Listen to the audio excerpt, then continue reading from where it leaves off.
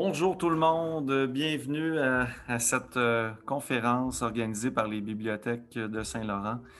On a le plaisir d'avoir avec nous aujourd'hui Alain McKenna. Premièrement, je me présente Raphaël Lavoie, bibliothécaire dans les bibliothèques de Saint-Laurent et il y a ma collègue aussi, Marie Hébert. Monsieur McKenna, on a le plaisir de l'avoir avec nous aujourd'hui. C'est un journaliste, il est auteur, blogueur québécois, spécialiste des sciences, technologies, médias et de la finance. Et aujourd'hui, en s'appuyant sur son plus récent livre, il va aborder différents sujets d'actualité. Donc, je vous souhaite une très belle conférence. À vous la parole, Monsieur McKenna. Ça fait plaisir. Merci de m'avoir invité. Merci et bonjour à tout le monde. Je suis journaliste depuis plus de 20 ans. Je suis spécialisé, comme Raphaël le dit, dans des domaines pour utiliser un mot très populaire ces temps-ci, très innovateur, dans le sens qu'on va toujours chercher les plus récentes nouvelles, les plus récentes nouveautés en technologie, en mobilité, dans le monde de la finance, ces choses-là. Ça m'a permis, au fil des ans, d'écrire pour plusieurs publications très connues, la presse, le Journal de Montréal, Le Devoir, les affaires. Je suis présentement journaliste. On a une très petite équipe pour un site qui fait un bulletin de quotidien de nouvelles qui s'appelle InfoBref. Si jamais vous voulez vraiment savoir de quoi, qu'est-ce qui se passe dans une journée de façon express, c'est un peu ça qu'on essaie d'offrir avec ce site-là. Et je suis aussi, comme Raphaël le dit, auteur du livre Ça va arriver en 2021. J'utilise également Zoom de temps en temps pour faire des balados vidéo pour une balado qui s'appelle Une tasse de tech, qui couvre le secteur des technologies, surtout ce qui se passe au Québec, donc les entrepreneurs québécois en technologie. On les rencontre, on leur parle. Et j'utilise aussi Zoom souvent pour faire ces balados-là. Donc, j'espère que ça fonctionne comme je le fais quand je fais mes balados. Comme là, en ce moment, vous devriez voir la pochette de mon livre, la couverture de mon livre sur votre écran. Si vous voulez poser des questions, faites-le quand vous voulez en cours de route. Raphaël va m'interrompre s'il y a quoi que ce soit. Je pense qu'il faut appuyer sur un bouton là, il y a un onglet de clavardage dans Zoom que vous pouvez utiliser pour poser des questions. Comme vous voulez. Normalement, on aurait fait en 45 minutes, 1 heure, on aurait jasé de 5 grands sujets qui sont dans le livre. Là, je vais résumer peut-être plus à 3 sujets. Ça va arriver en 2021. C'est un recueil de 100 choses, 100 nouvelles, 100 faits, 100 nouveautés que des entreprises, des personnalités, des gens, du monde des affaires, du monde de différents secteurs d'activité économique, sociale, culturelle ou peu importe, ont prévu mettre en place au cours de la prochaine année. Il y a des choses très terre à terre, par exemple, on parle de vélo électrique, on va en parler tout à l'heure un peu. Il y a des choses un peu plus pétées. Vraiment, et je n'utilise pas le terme à la légère, il y a des laboratoires, il y a des centres de recherche qui créent des nouvelles technologies, qui font des innovations qui sont assez spectaculaires dans tous les sens. Je vais vous en montrer une tout de suite. On va partir avec celle-là d'ailleurs. Et je dis ça, puis j'espère que dans mon carrousel, ouais, voilà. Ce que vous voyez là en ce moment, c'est un appareil qui s'appelle le Dormio, qui a été créé par un laboratoire qui s'appelle le Dream Lab, le laboratoire du rêve, qui est une unité au sein du MIT, qui est une université très prestigieuse de Boston aux États-Unis. Cet appareil-là permet de contrôler les rêves des gens qui le portent. Quand je vous disais qu'il y a des choses assez flyées qui s'en viennent en 2021, les gens du MIT ont créé cet appareil-là qui se porte. Évidemment, en ce moment, c'est un prototype pour des fins de recherche, mais l'objectif du laboratoire, c'est d'aider les gens qui ont des troubles de sommeil ou peu importe à mieux contrôler leur sommeil, évidemment, à travers les rêves. Et là, on se dit, waouh, c'est vraiment de la science-fiction. Et pourtant, c'est pas aussi compliqué que ça. Les gens du MIT ont, par exemple, justement trouvé un stade entre l'état d'éveil et l'état de sommeil dans lequel on glisse quand on s'endort. Là, on est vraiment entre 2 stades. Le cerveau reçoit encore les signaux, interprète encore les signaux qui viennent de l'extérieur. Mais nous, consciemment, on est en train de s'endormir, donc on s'en rend pas compte. Et avec cet appareil-là que vous voyez à l'écran, ce que le MIT arrive à faire, c'est qu'il détecte quand on entre dans ce stade de semi-sommeil-là, qui s'appelle, je crois, le stade hypnagogique, et qui détecte à ce moment-là et qui envoie un message, qui envoie un mot, répète un mot à l'oreille de la personne qui s'endort. Et dans ce cas-ci, le mot, c'était le mot tigre. Et ils ont fait le test avec une 50aine de sujets qui, au moment de s'endormir, se faisaient suggérer le mot tigre. Et dans la plupart des cas, c'est au-dessus d'une 40aine de cas. Les gens rêvaient, peu importe ce à quoi ils rêvaient, ils voyaient un tigre apparaître dans leurs rêves. Donc, c'est une technologie assez intéressante. On le sait, là, contrôler ses rêves, c'est comme un fantasme de l'humanité depuis à peu près toujours. Et là, grâce un peu à la recherche universitaire pointue, parce qu'on s'entend que c'est pas tout le monde qui est un spécialiste du rêve, on arrive à créer des choses assez intéressantes comme celle-là. Ça, dans le livre, il y a il y a 8 chapitres basés sur différents créneaux.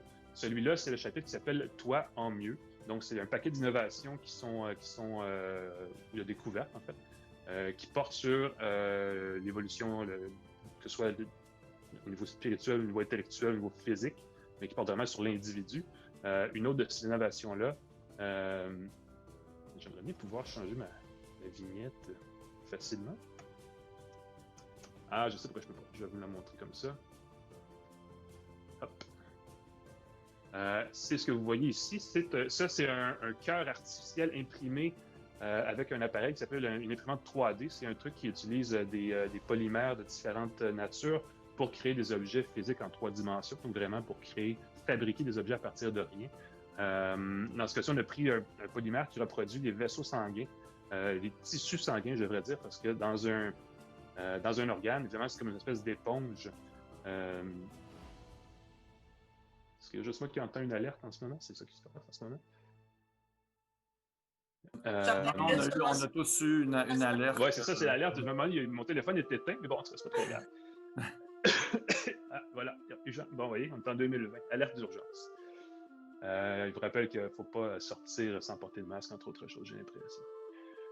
Bref, dans le cas qui nous concerne, donc, l'impression 3D est quelque chose qui vient plus des bidouilleurs, des patenteux, si on veut, qui utilisaient ces polymères-là pour créer des objets du quotidien, que ce soit un abat-jour ou un porte-crayon ou peu importe.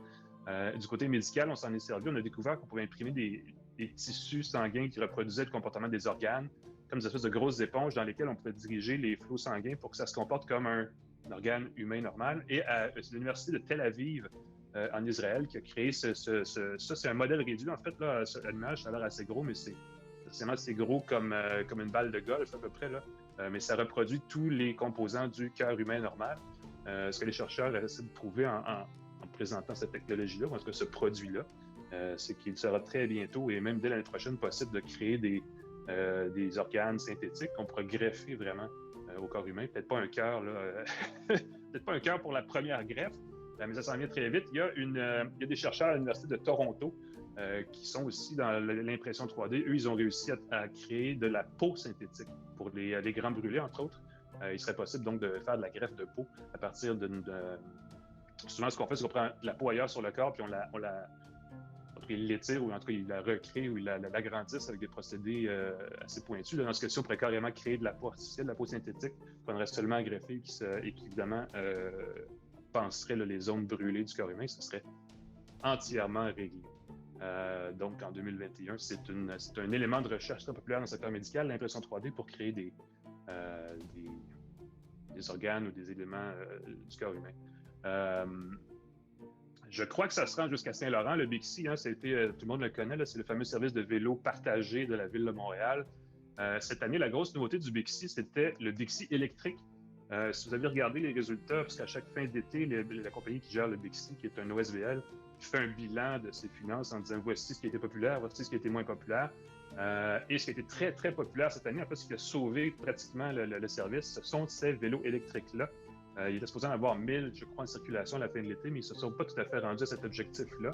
Cela dit, ça illustre une tendance très forte. On l'a vu cet été, on l'a vu auprès des fabricants de vélos, on l'a vu auprès des vendeurs de vélos, une tendance très forte vers l'utilisation des vélos électriques. Évidemment, il y a le réseau Express Vélo à Montréal qui a été mis en place au courant de l'été, qui a fait grogner beaucoup de gens, mais qui a aussi de très bons côtés, qui a de très bonnes applications. Mais c'est un phénomène mondial. En Asie, 4 vélos sur 5 qui sont vendus en ce moment sont électriques. En Amérique du Nord, je crois que c'est 2 vélos sur 3. Et au Canada, on est à peu près, au Québec, en tout cas, on est à peu près à 50-50 en termes de répartition dans les ventes de vélos. Ce qui est intéressant avec ça, c'est qu'évidemment, ça nous permet de se débarrasser un peu de l'utilisation de la fameuse automobile là, que tout le monde décrit quand on n'a pas quand on est en ville. C'est toujours un peu compliqué avec les routes et le trafic et tout ça. Mais peu importe la raison, ces petits véhicules-là, si on peut le dire comme ça, sont de plus en plus un moyen de transport, de moins en moins une activité sportive parce qu'on peut se déplacer sans vraiment forcer et sans vraiment avoir à arriver, disons, à destination tout trempé, puis là, devoir prendre une douche. Souvent, les gens qui vont au travail et qui vont en vélo demandent d'avoir une douche au lieu de travail parce qu'évidemment, il faut arriver frais et dispo au travail, mais prendre le vélo, c'est un peu forçant. Ces vélos électriques-là évitent d'avoir à faire ça. Donc, mais aussi de plus en plus populaire, et ça va être encore une fois de plus en plus populaire dans les mois et les années à venir. On en a parlé beaucoup cette année. Évidemment, Montréal est un peu dans une situation particulière là, parce qu'on parle beaucoup de vélo à Montréal par rapport à d'autres régions de l'Amérique du Nord. Mais je regardais encore cette semaine, il y avait des plans d'investissement assez importants aux États-Unis dans l'infrastructure pour créer des autoroutes de vélo carrément qui relieraient différents grands centres un peu partout.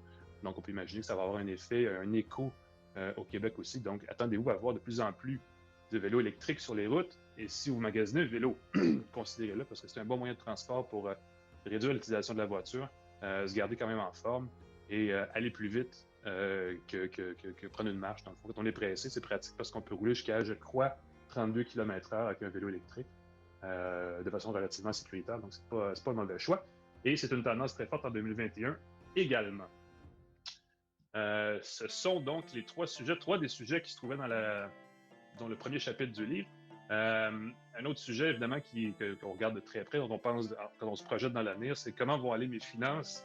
Il va se passer beaucoup de choses en 2021 par rapport à ça. On a déjà vu, évidemment, beaucoup de changements provoqués par la pandémie. Je veux pas, c'est un sujet assez important cette année. Une des choses qui est arrivée, c'est que rapidement, au début de l'été et à la fin du printemps, on disait aux gens, essayez de payer sans contact, ne payez pas comptant. Laissez l'argent comptant chez vous, payez avec votre carte de crédit ou payez même avec des outils transactionnels sans contact, là, que ce soit par, vous savez, les espèces de petits terminaux de paiement qu'on fait juste taper sa carte dessus, des choses comme ça. Et cette tendance-là est très forte. Était déjà amorcée avant 2020, en fait. Mais aujourd'hui, quand on s'en rend pas nécessairement compte, mais quand on fait le bilan, pour l'ensemble du Canada, 80% des transactions en ce moment se font entièrement sans argent comptant. Ici, dans le Grand Montréal, il y a un détaillant, une compagnie française qui s'appelle Decathlon, qui vend des articles de sport. Eux, si vous allez dans ce magasin-là, il y en a maintenant 2, je crois, dans le Grand Montréal, ils n'acceptent pas l'argent comptant. Eux, tout ce qu'ils veulent, c'est l'argent crédit plastique ou numérique, parce qu'évidemment, il y a une question de gestion des liquidités, puis il y a tous des tracas derrière de ça qui sont simplifiés pour l'opérateur, pour le détaillant. Mais c'est aussi qu'ils se sont rendus compte que les gens, de toute façon, préféraient payer de façon électronique dans bien des cas. Donc, c'est une tendance très, très, très lourde qui va s'amplifier dans les prochains mois, dans les prochaines années aussi.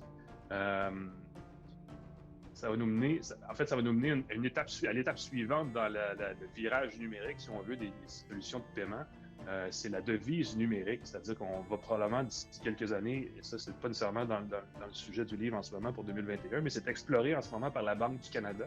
La Chine, il y a quelques semaines, a lancé ce qu'ils appellent le yuan électronique. Donc, c'est leur monnaie numérique qu'on peut utiliser pour des transactions en ligne, entre autres, sans avoir du papier monnaie qu'on peut utiliser pour payer aussi des transactions avec son appareil mobile quand on va chez un commerçant. C'est à l'essai en Chine en ce moment. Et c'est drôle parce que ce sujet-là, les devises nationales numériques, qui sont un peu l'équivalent d'un Bitcoin, si on veut, mais vraiment gérées par une banque centrale, comme la Banque du Canada au Canada, comme la Banque centrale d'Europe en Europe, ou la Réserve fédérale aux États-Unis. Donc, ces organismes-là, il y a 3 ans, il y a 2 ans, ils refusaient complètement d'en parler. Il était hors de question qu'on ait des dollars, des devises numériques en circulation. On trouvait que c'était même de la spéculation, limite un gadget. Et là, cette année, ça a vraiment changé en voyant ces tendances-là vers les paiements numériques, vers le commerce électronique exploser en 2020. Là, maintenant, il y a quelques semaines à peine, les 3 principales banques qui nous concernent, la Banque du Canada, celle aux États-Unis puis celle en Europe, ont dit au contraire qu'elles allaient explorer la possibilité de créer des devises numériques. Donc, on pourrait avoir un dollar canadien numérique, un e-dollar, si on veut, qui pourrait être au moins testé d'ici 2022 et probablement mis en circulation au fil des prochaines années. Ce qui est arrivé, ce qui a provoqué un gros virage en plus de la situation de la pandémie, c'est que Facebook a lancé, ou en tout cas créé un organisme, une alliance avec des détaillants, des compagnies de crédit, incluant Visa et Mastercard, pour créer sa propre monnaie numérique qui, elle, n'était pas rattachée à une devise nationale, donc qui s'appelait le Libra. Il y a eu des hauts et des bas, là, ça a été discuté. Elle va être lancée en janvier 2021 officiellement, donc ça va exister, mais elle va avoir un autre nom. Ils ont changé le nom parce qu'ils trouvaient que... En fait, Facebook a dû se détacher un peu du phénomène parce qu'il y a beaucoup de gens qui critiquaient le réseau social pour sa gestion, disons, maladroite au minimum et peut-être même un peu très imprudente là, des données personnelles des gens. par rapport à la façon qu'elle piste les utilisateurs de Facebook sur Internet, tout ça. Puis on se disait, ben, est-ce qu'on veut vraiment qu'une entreprise qui nous suit à la trace comme ça et qui se fout un peu de notre vie privée gère aussi notre portefeuille? Donc, ça soulève bien des inquiétudes. Et à cause de ça, elle va changer de nom, mais elle va quand même exister encore en 2021, cette monnaie numérique, disons-la privée, qui ne sera pas le Bitcoin. Le Bitcoin, c'est la fameuse devise là, de référence dans le monde des monnaies virtuelles, mais qui va quand même être, qui ne sera pas une devise comme le dollar canadien, par exemple, ou l'euro en Europe, quelque chose comme ça. Ça, c'est un gros changement qui s'en vient en 2021. Toujours dans le secteur financier, un autre gros changement qui s'en vient, qui va être, ça va prendre du temps à se rendre jusqu'ici, mais ça a été voté par le gouverneur de Californie. Ça commence là-bas. En Californie, vous savez, il y a la Silicon Valley, qui est le centre, qui est là où se trouvent en fait des sociétés parmi les plus grandes sociétés à capital ouvert au monde. Là. Je pense à Facebook est là d'ailleurs, Apple est là. Et dans la grande région, il y a Amazon qui n'est pas tellement loin, Microsoft qui n'est pas loin non plus. Beaucoup de gros joueurs techno se trouvent là, Google. Et ces entreprises-là ont pas comme particularité de générer beaucoup d'argent et de très, très, très bien payer leurs grands patrons, mais de pas nécessairement bien payer ou de pas payer aussi bien leurs employés au bas de l'échelle. Et ça crée évidemment un écart dans la richesse, ça crée une disparité au niveau des salaires qui est très importante. Et même ici, d'une année à l'autre, on en parle, hein, l'écart de salaire entre le revenu moyen des employés, des patrons et des grandes entreprises est souvent assez important. C'est l'affaire de 40, 50, 60 fois plus important généralement. Puis même quand on parle de le PDG d'Amazon, Jeff Bezos, on va souvent dire à la mi-janvier, il a déjà fait plus d'argent que la plupart de ses salariés réunis. C'est d'ailleurs l'homme le plus riche du monde en ce moment. Bref, en Californie, en ce moment, ce qu'on a créé, ce qu'on a voté il y a quelques semaines, c'est un projet de loi qui taxerait ces entreprises-là ou qui leur imposerait une taxe additionnelle basée sur l'écart de salaire entre le patron, le PDG, et le salaire moyen des employés salariés donc de l'entreprise. Et ça, on peut imaginer que ça deviendrait une grosse tendance, pas juste en Californie, parce que, premièrement, c'est une nouvelle forme de taxation qui embête pas ou qui fâchera pas le grand public. Donc, c'est très populaire au niveau politique d'avoir une approche comme celle-là. Deuxièmement, vous le savez, les gouvernements, incluant le gouvernement canadien, se sont beaucoup endettés dans la dernière année. Donc, on va chercher des nouvelles façons de générer des revenus. Et définitivement, celle-là va en être une nouvelle forme de taxation qui va chercher l'argent là où elle se trouve en très grande quantité, dans les poches des très grands patrons de très grandes multinationales. C'est une approche qui va être probablement très populaire. On peut s'attendre à ce que ce soit étudié et discuté au Canada aussi, parce que le gouvernement en place actuellement parle beaucoup, a en tête beaucoup cette notion d'écart, pas nécessairement des salaires, mais de disparité de la richesse entre les gens plus riches et les gens moins riches. Donc, c'est une formule qui s'en vient. C'est définitivement quelque chose qu'il faut garder à l'œil. Je ne sais pas s'il y a des gens qui sont ici en ce moment, qui sont adeptes de jeux vidéo, mais parlant de taxes et d'argent et du gouvernement, souvent quand on joue à des jeux vidéo, des jeux multijoueurs qui sont des plateformes dans lesquelles on se promène un peu librement, on peut acheter des coffrets surprises. Donc, on paie 2, 3, 4, 5, 6 $. Et dans le jeu, on acquiert un coffret qui contient des objets, qui contient des choses qui améliorent notre personnage. Donc, on devient plus performant dans certaines tâches qui nous permettent d'accomplir le jeu plus rapidement, ou on devient meilleur par rapport à d'autres joueurs, dans certaines tâches, dans certains affrontements, ou peu importe. En Grande-Bretagne, l'année dernière, on s'est posé la question, est-ce que ce sont des jeux d'argent que ces coffrets surprises? Parce que c'est un peu une loterie dans le fond. On met de l'argent sur quelque chose sans savoir qu'est-ce qu'il y a dedans et on est surpris après si on a quelque chose qui vaut plus que la moyenne de ce qu'on s'attendait à recevoir.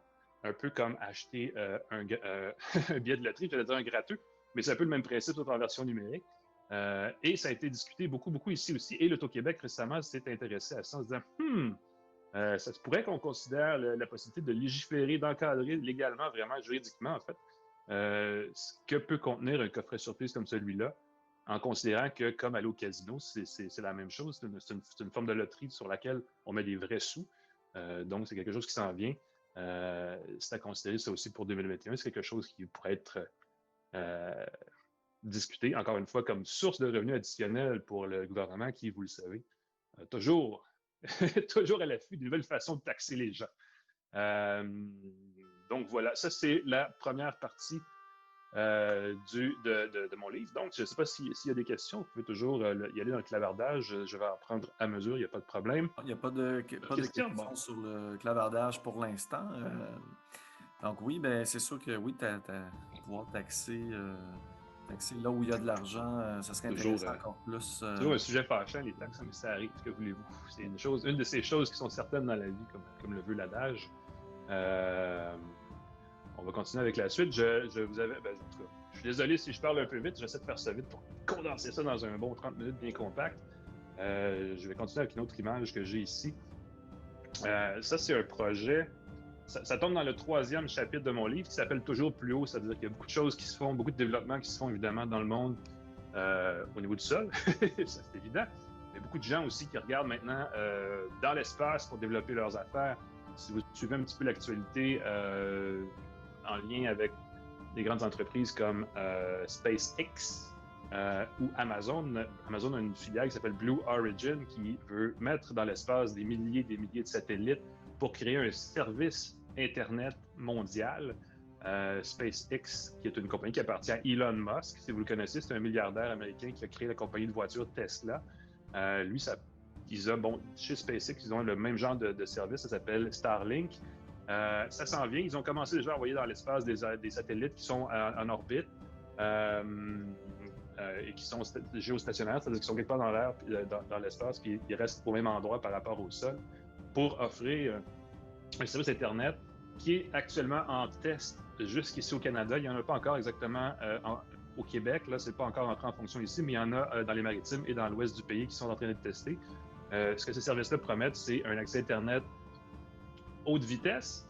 On parle de 50 mégabits seconde, ce qui est un très bon débit. Là. C'est vraiment plus rapide que ce qu'on a d'habitude à la maison, qui est à peu près je dirais en bas de 25 à 30 mégabits seconde, donc qui permet quand même de regarder la télé 4K en direct sans aucun problème. Et il y a une compagnie canadienne qui offre ça aussi, qui s'appelle Télésat. Si vous vous rappelez, Télésat, c'était une très grande entreprise canadienne à une certaine époque. Ils sont un petit peu tombés dans l'ombre ces dernières années. Et là, ils reviennent avec un projet qui s'appelle Léo, de satellites pour offrir Internet. Dans leur cas, c'est vraiment ciblé. C'est l'Internet pour les régions éloignées, les régions rurales, là où l'Internet haute vitesse en ce moment ne se rend pas.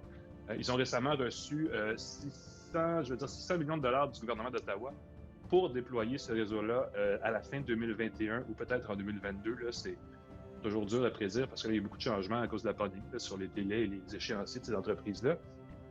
Mais l'idée, c'est exactement la même chose, c'est de remplacer.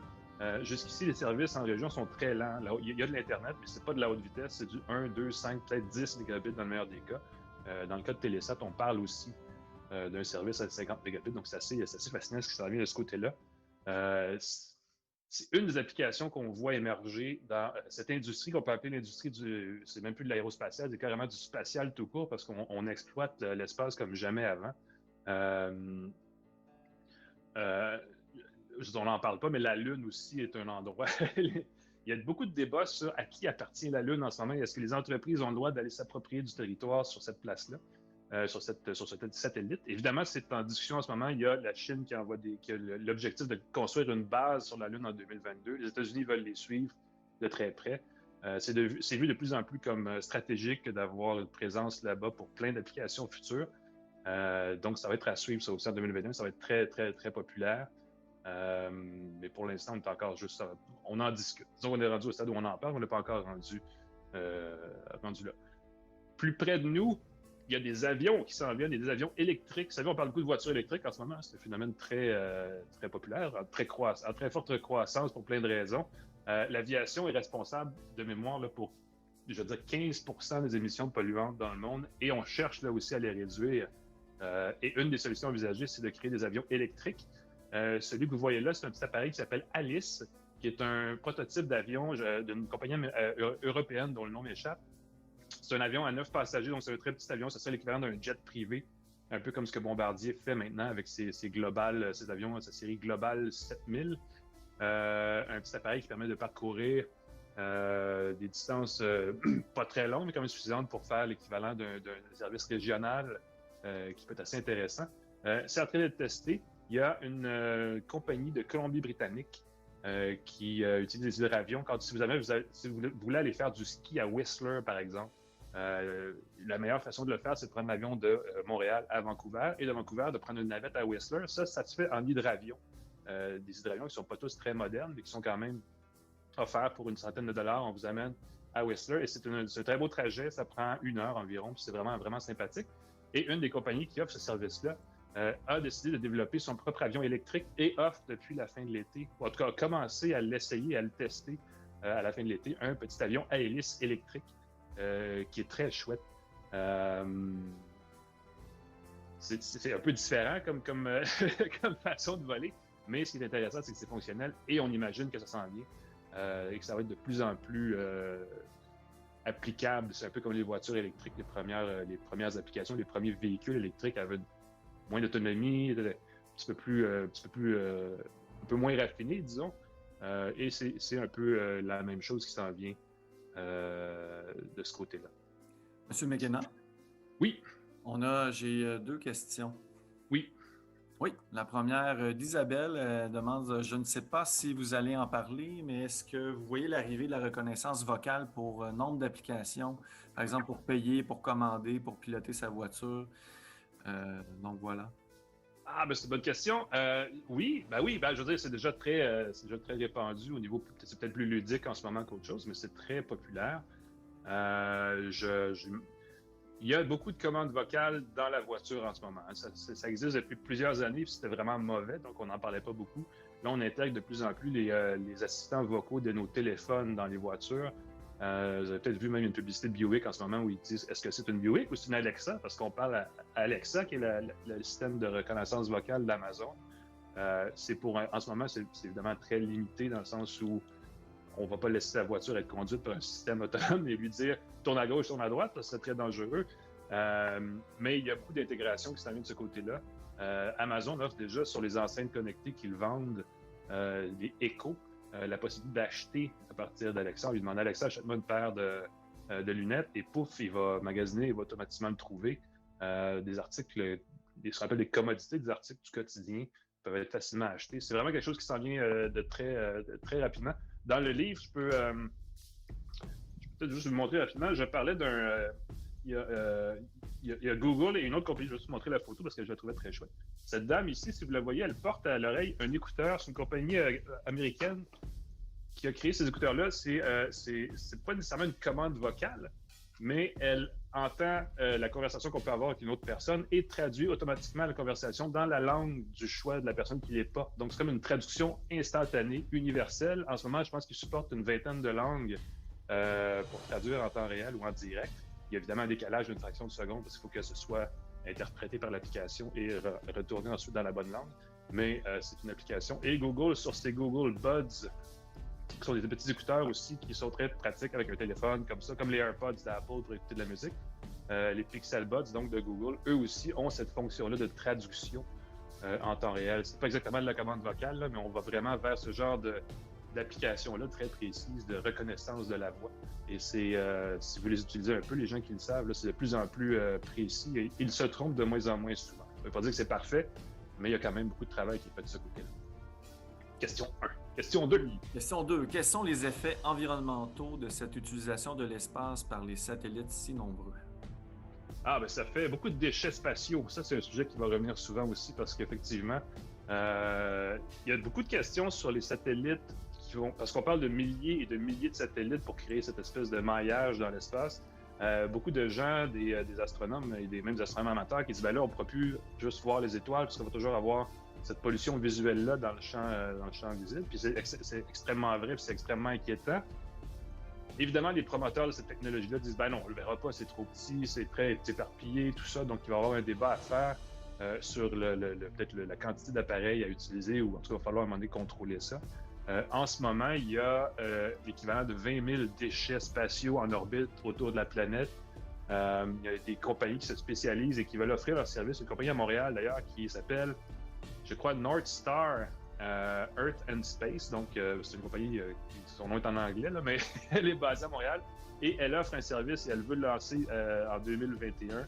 Elle va envoyer dans l'espace des satellites et des c'est plus que des satellites, c'est vraiment des petits vaisseaux autonomes qui, eux, iraient récupérer les déchets, les rapatrier, qui feraient aussi une espèce de cartographie de où se trouvent les objets en orbite pour éviter justement, pour nettoyer premièrement ce qui est au-dessus de l'atmosphère, mais aussi pour gérer le trafic spatial, parce que ça va devenir de plus en plus un problème, effectivement, ça aussi.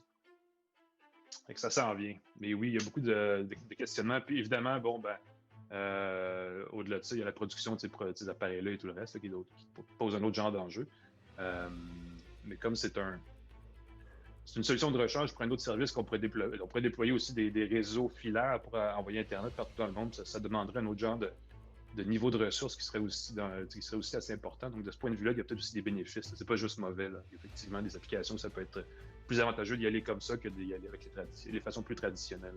Parlant de, je vais faire un lien intéressant, parlant de reconnaissance vocale, il y a aussi la reconnaissance faciale qui est très populaire, peut-être pas toujours pour les bonnes raisons, mais qui est très... en tout cas, il y a beaucoup de recherches qui se fait là-dessus en ce moment. On a découvert, on parle beaucoup en fait d'intelligence artificielle depuis plusieurs années parce que la plus grande avancée qu'il y a eu ces dernières années, c'est la reconnaissance des images. Donc, on peut identifier, ou en tout cas, un ordinateur peut identifier par lui-même des objets sur une image et un des objets les plus intéressants, disons-le comme ça, à identifier, c'est le visage des gens pour les reconnaître.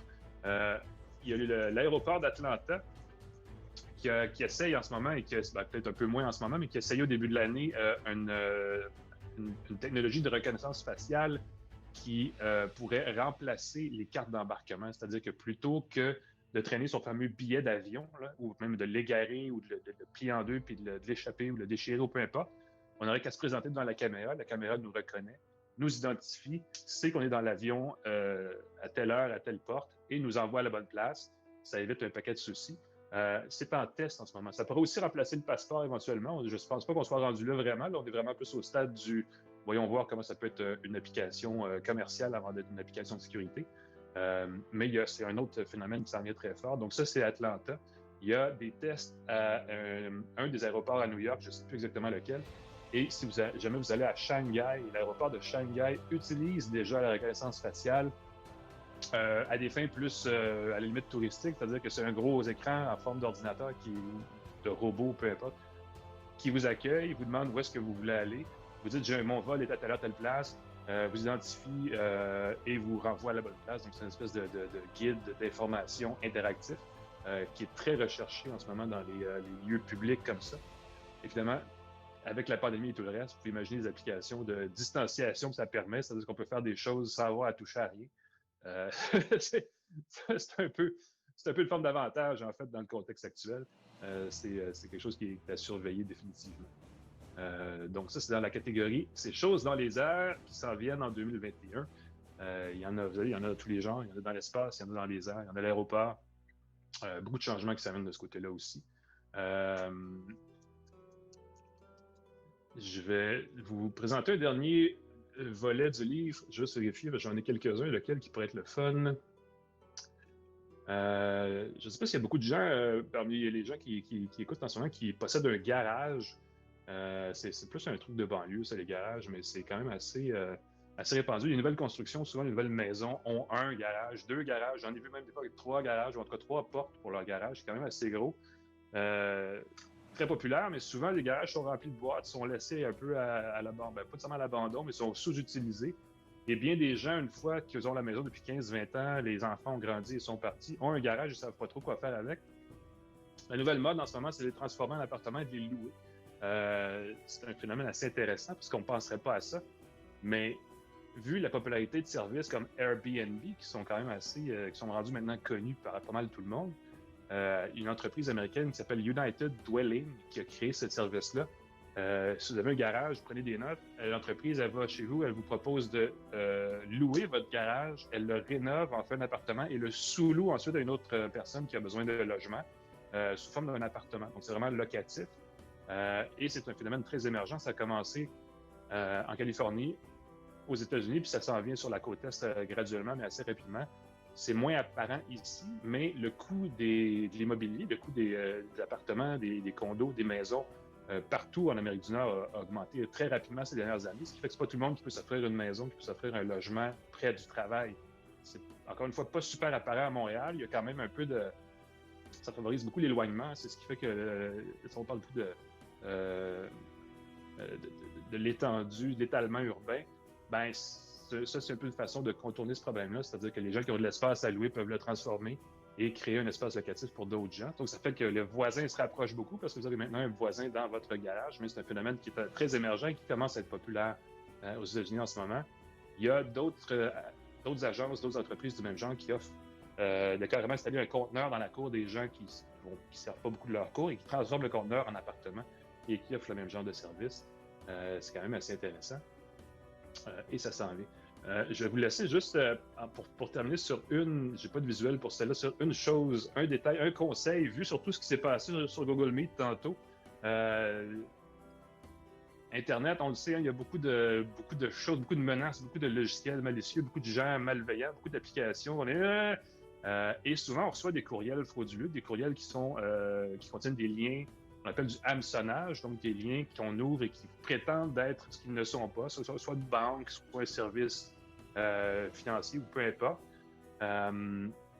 Et quand on est plus ou moins alerte, on tombe dans le panneau, on peut cliquer puis se ramasser quelque part. Puis là, ça a été ça a été un problème pendant la pandémie. Les hôpitaux, entre autres les centres de santé, partout en Amérique du Nord, ont été victimes de rançons logiciels. C'est des logiciels qui s'installent à l'insu de l'utilisateur sur un ordinateur et qui empêchent d'utiliser l'ordinateur et qui met un message à l'écran qui dit « Vous me devez, mettons, 500 $, sinon vous perdez tout le contenu de votre ordinateur. » Et dans plusieurs cas, les gens n'ont pas eu d'autre choix que de payer cette rançon-là pour avoir accès à leur ordinateur. Donc, tout ça, c'est des phénomènes émergents qui vont être encore plus importants, qui vont être encore plus présents en 2021.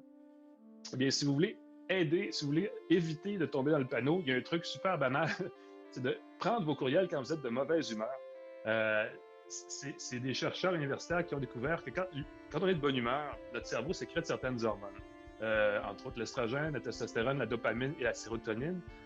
Ces hormones-là, de façon plus ou moins directe, accroissent le goût du risque et nous mènent à prendre souvent des décisions plus risquées, plus audacieuses et généralement erronées. Donc, on prend souvent la mauvaise décision. On va un peu prendre un pari, d'une certaine façon, sur certaines décisions où normalement on serait plus prudent. Ça peut mener justement à cliquer sur un lien dont on n'est pas sûr si la provenance est légitime. Et ils ont effectivement fait de tests avec des sujets et ils se sont rendus compte que quand les gens étaient plus marabouts, plus bougonneux, plus stressés, ils généraient un autre type d'hormone qui s'appelle le cortisol. Ne pas confondre avec la cortisone, qui est d'autre chose. Le cortisol, donc, et qui rend les gens plus prudents, plus inquiets et essentiellement plus alertes face aux menaces. Et donc, ce qui arrivait, c'est qu'évidemment, ils cliquaient pas sur les liens qu'on leur proposait par courriel, donc réduisaient les risques de menaces Internet. Donc, longue histoire courte, j'espère que vous avez aimé ce que je viens de présenter, que ça vous rend de bonne humeur, mais attendez avant de reprendre vos courriels, d'être un peu moins optimiste ou de bonne humeur. Attendez, parce que ça pourrait vous sauver d'une menace Internet, qui est un phénomène, on l'a vu tantôt, qui peut prendre n'importe qui par surprise. Donc voilà. Ce sont quelques échantillons, quelques morceaux choisis de ce qui était Ça va arriver en 2021, un livre qui comporte 100 sujets, au total 100 choses à savoir si vous voulez savoir de quoi va avoir l'air 2021. Il y a quelques échantillons, quelques exemples là, de ce qui s'en vient, qui est assez... il y a du positif, il y a du négatif, mais il y a vraiment beaucoup de belles surprises qui s'en viennent. Merci beaucoup, M. McKenna. C'est en accéléré. Votre livre, oui. Écoutez, votre livre est disponible dans toutes les bonnes librairies et toutes les bonnes bibliothèques près de chez vous. Oui, là, vous pouvez l'emprunter et ça fait, c'est drôle, c'est des gens qui m'en parlent, ça fait une très bonne suggestion cadeau pour Noël, si vous avez un échange ou un cadeau à faire. C'est disponible effectivement partout, Costco, librairie, bibliothèque, c'est assez facile à trouver, définitivement. Oui, écoutez, merci pour votre adaptation. Puis c'est sûr qu'on aurait clairement aimé vous entendre plus longtemps, mais c'est ça, ça arrive des choses comme ça. On vous réinvitera. On pourra, oui, parler d'autres choses. Ou les gens qui nous regardent, si vous avez des questions, quoi que ce soit, vous pouvez chercher sur Facebook. J'ai une page qui est à mon nom, la page Alain McKenna. Vous pouvez juste la chercher, ça se trouve assez facilement. Si vous voulez envoyer des messages là, après la conférence, il n'y a pas de problème. Il y a une dame, juste un petit commentaire d'Isabelle qui est très sympathique. Merci beaucoup à toute l'équipe et à M. McKenna. Je vais attendre avant d'ouvrir mes mails car je suis de bonne humeur après cette conférence. Voilà. Moi aussi, je vais attendre un peu. Je suis content de ce commentaire. Merci beaucoup. Merci. Écoutez, bonne suite, bonne santé. Merci beaucoup. Joyeux temps des fêtes à tout le monde. Puis, au plaisir de se recroiser. Oui, Au joyeuse revoir. fête tout le monde. Merci. Bye bye.